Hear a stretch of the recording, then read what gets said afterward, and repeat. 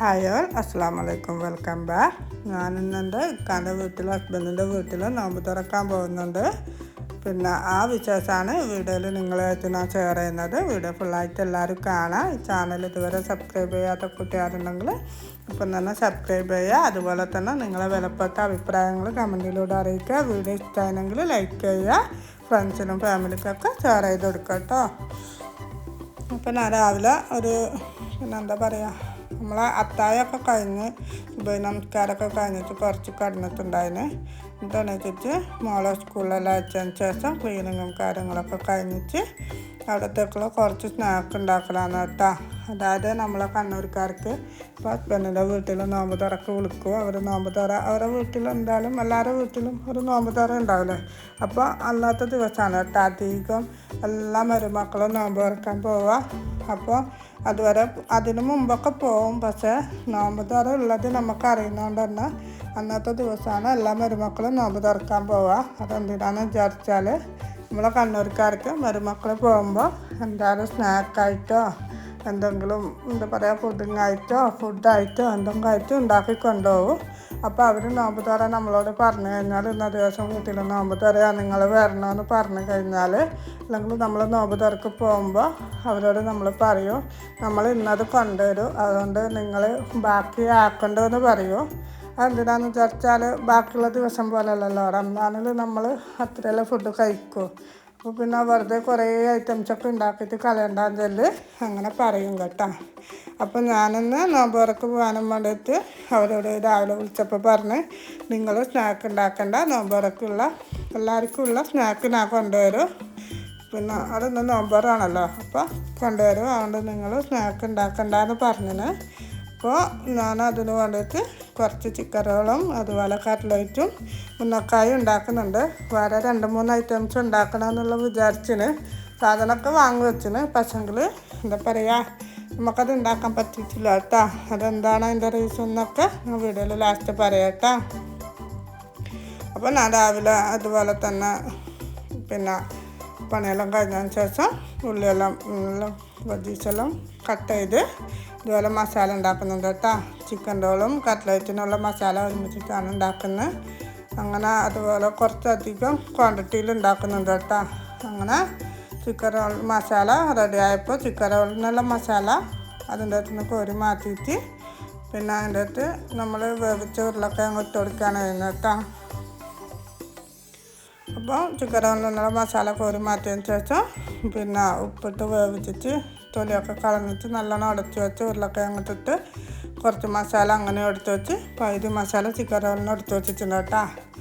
മസാല തണിയുന്ന സമയം കൊണ്ട് നമുക്ക് ഉന്നക്കായ്ക്കുള്ള പഴം വേവിക്കാം. അപ്പോൾ ഞാൻ പഴമൊക്കെ കഴിയിട്ട് ഇതുപോലെ ഒരു ആവിപ്പാത്രത്തിലിട്ടിട്ട് വേവിച്ചെടുക്കുന്നുണ്ട്. ആ ടൈം ഉമ്മ അതിലേക്കുള്ള പണ്ടത്തിനുള്ള തേങ്ങ പൊട്ടിക്കുന്നുണ്ട് കേട്ടോ. എനിക്ക് തേങ്ങ പൊട്ടിക്കാൻ ഇതുപോലെ ആവില്ല. അധികം എൻ്റെ അടുത്തുനിന്ന് തേങ്ങ പൊട്ടിക്കുമ്പോൾ ചിരട്ട വേറെ തേങ്ങ വേറെ ആവും. അതുകൊണ്ട് ഉമ്മയാണ് പൊട്ടിച്ചിരുന്നത്. അങ്ങനെ ഉമ്മ തേങ്ങയെല്ലാം പൊട്ടിച്ച് ചേർന്നുണ്ട്. എന്തായാലും ഒരാൾക്ക് ഇത്രയും കൂടുതൽ സ്നാക്കിന് ഒറ്റക്ക് ഉണ്ടാക്കിയിട്ട് നമ്മളെ വീട്ടിലേക്ക് നമുക്ക് സാധാരണ ഇഫ്താറിന് ഉണ്ടാക്കുന്ന പോലെയല്ലല്ലോ, നമുക്ക് അവിടത്തേക്ക് പോകണ്ടേ.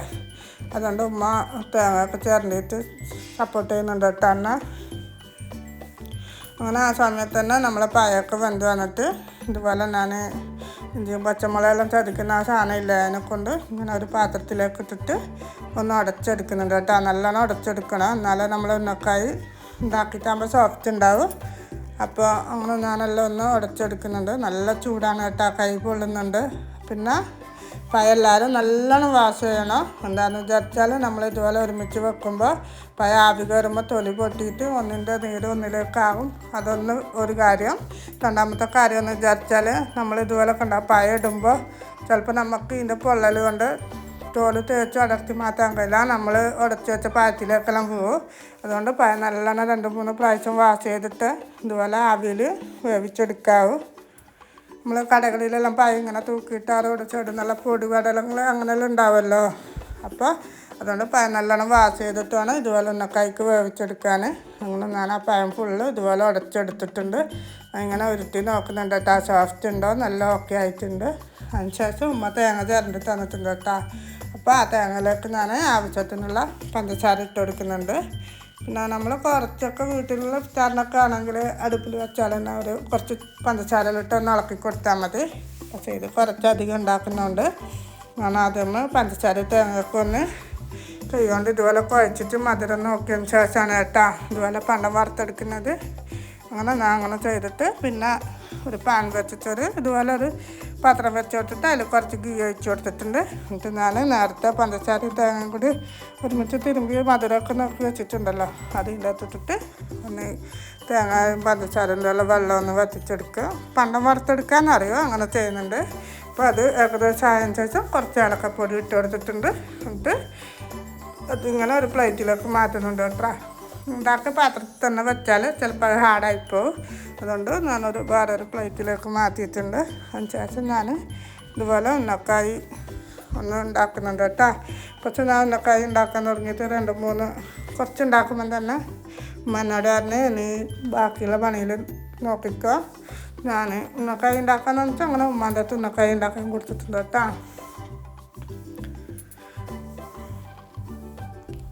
പിന്നെ ഇല്ലേ, ഞാൻ വീട്ടിലാണെങ്കിൽ കുറേ കടികളൊക്കെ ഉണ്ടാക്കും കേട്ടോ. എങ്ങനെയാണെന്ന് വിചാരിച്ചാൽ മയോണൈസൊക്കെ ചേർത്തിട്ടും അതുപോലെ ഇപ്പോഴത്തെ പുതിയ പുതിയ കടികളെല്ലാം ഉണ്ടാക്കും.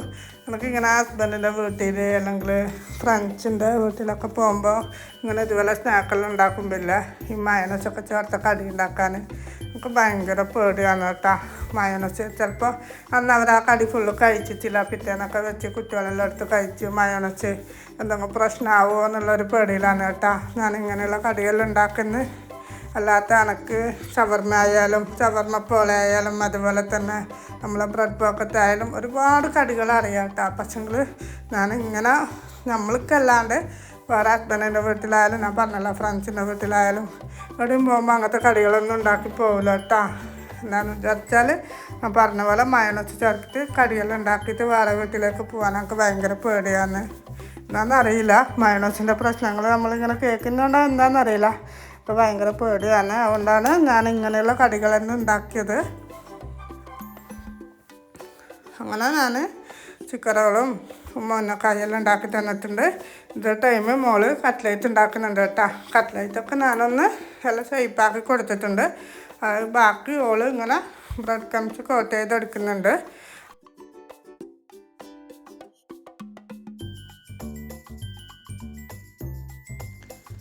ഞാനിതുപോലെ ഒരു വലിയ പോട്ട് വെച്ച് കൊടുത്തിട്ടാണ് കേട്ടോ എല്ലാം ഫ്രൈ ചെയ്തെടുക്കുന്നത്. എന്തിനാണെന്ന് വിചാരിച്ചാൽ എനിക്ക് കുറേ പെട്ടെന്ന് എന്താ പറയുക കുറഞ്ഞ ടൈം കൊണ്ട് കുറേ ഫ്രൈ ചെയ്തെടുക്കാനാണ് കേട്ടോ.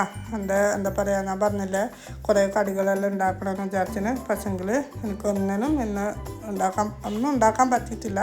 കാരണം എന്താണെന്ന് വിചാരിച്ചാൽ ഞാനിതുപോലെ സ്നാക്കൊക്കെ ഉണ്ടാക്കാനും വേണ്ടിയിട്ട് സാധനമെല്ലാം വാങ്ങി എല്ലാം ഉണ്ടാക്കാൻ കഴിയുന്ന സമയത്ത് ഈ ചിക്കൻ റോളിന് മസാല ഉണ്ടാക്കുന്ന ഒരു ടൈം തന്നെ പിന്നെ ഇജൂന്ന് ഓഫീസിൽ നിന്ന് ഒരു ഫോണ് വന്ന് 6 മണിയാകുമ്പോഴേക്കും എനിക്ക് കോഴിക്കോട് എത്തണം. അവിടെ നിന്ന് വണ്ടി കളയിട്ടുണ്ടോ അവനെ കൂട്ടാൻ കമ്പനിയിൽ നിന്ന് വണ്ടി വരുന്നുണ്ട്.